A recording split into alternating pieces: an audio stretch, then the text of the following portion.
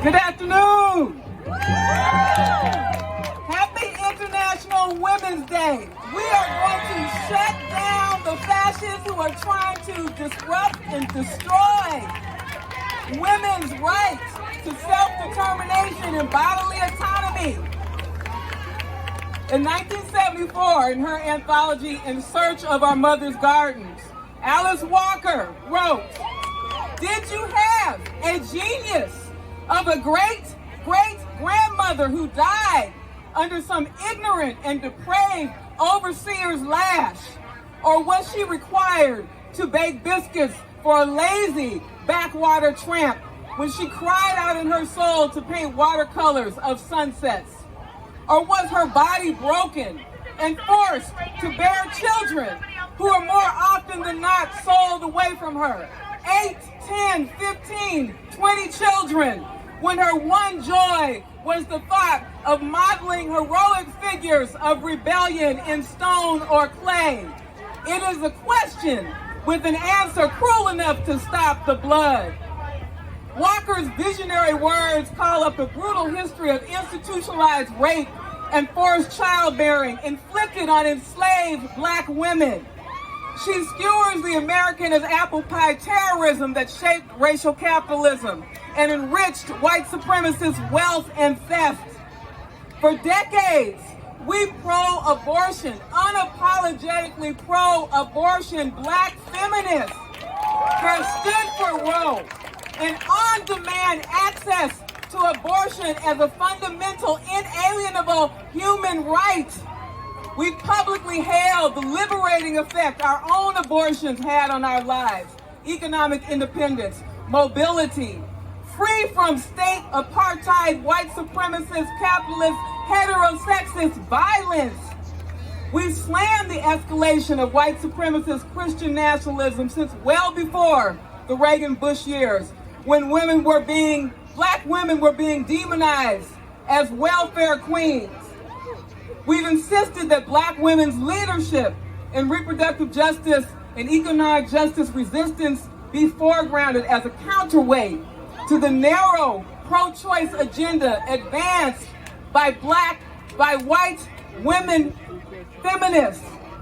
Let's be clear: pro-death, anti-abortion public policy, terrorist attacks on clinics, doctors, and the creation of these sham crisis pregnancy centers are all a form of race, class, and gender warfare, disguised as religious morality crusades to protect so-called innocent babies.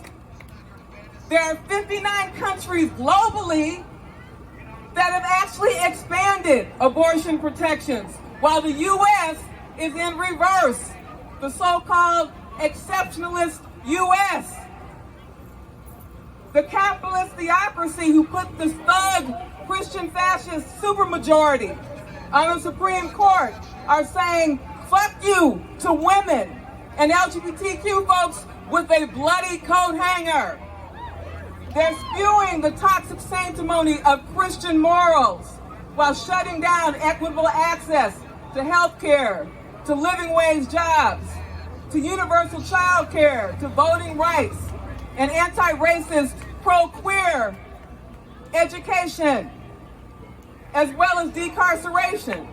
And we've seen in fascist states like Texas and Florida how they are terrorizing trans kids.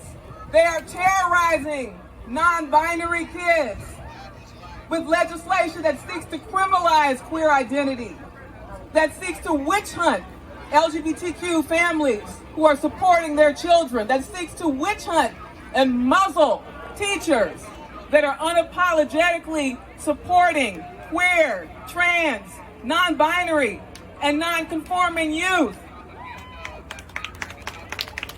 This perfect storm of domestic terrorism drives the theft we know of decades of multi-generational wealth of communities of color. It's because of this that Black women only have a minuscule penny to the dollar of white families. It's because of this that Latinx women and indigenous women earn less than 60 cents than white cis men. This pro-death regime does not want a free-thinking, unbought and unbossed working class. It relies on lies and cultural propaganda to victim blame and victim shame women of color into moral submission. Over a decade ago, some of us know that the right propagandized that abortion was quote-unquote black genocide. It pissed on generations of reproductive justice activism by freedom fighters like Sister Psalm, by freedom fighters like the Combahee River Collective, which was a black lesbian socialist movement. Black women, we know, never ever had the legal right to quote-unquote Planned Parenthood because we were always considered to be chattel, to be property, to be animals, to be breeders, to be beasts of burden.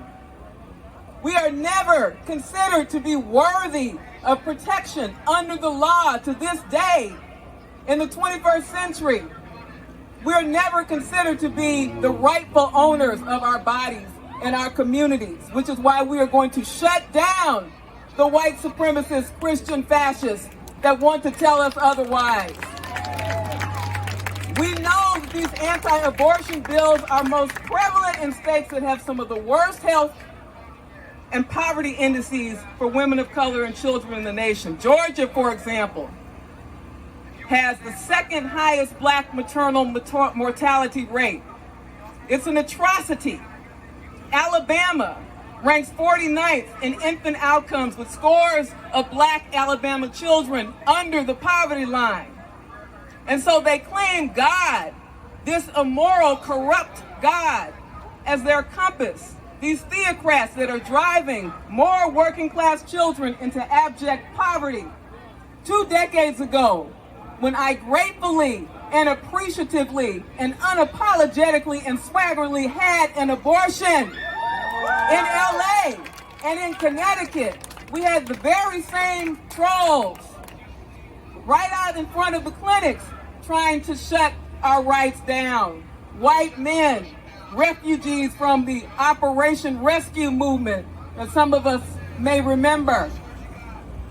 There is a direct through line between these terrorist trolls and the slave catchers of Alabama antebellum. There is a direct through line between these terrorist trolls and the Christian fascist supermajority on the Supreme Court, as well as their white male lieutenants in the state houses in the Midwest and in the South.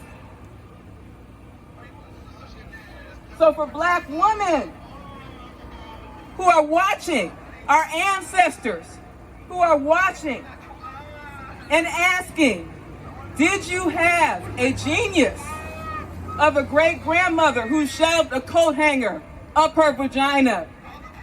Did you have a genius of a great-grandmother who tried to throw herself down the stairs or took toxic herbs to find a way to her own body? Did you have a free-thinking, trans great-grandmother who resisted, who led quiet uprisings, who scribbled poetry in the dead of night, or who worked her fingers to the bone at a job that she despised, hiding her queerness? Did you have one who time traveled, dreaming of your existence, hungering for you to demand justice now in their name, and who conjured you here and now, waiting for you to answer that we will not back down, that we are fighting for abortion on demand, out, proud, and without apology, and without retreat, against the terrorists, against the fascists, against the theocrats, and against this lie of American exceptionalism.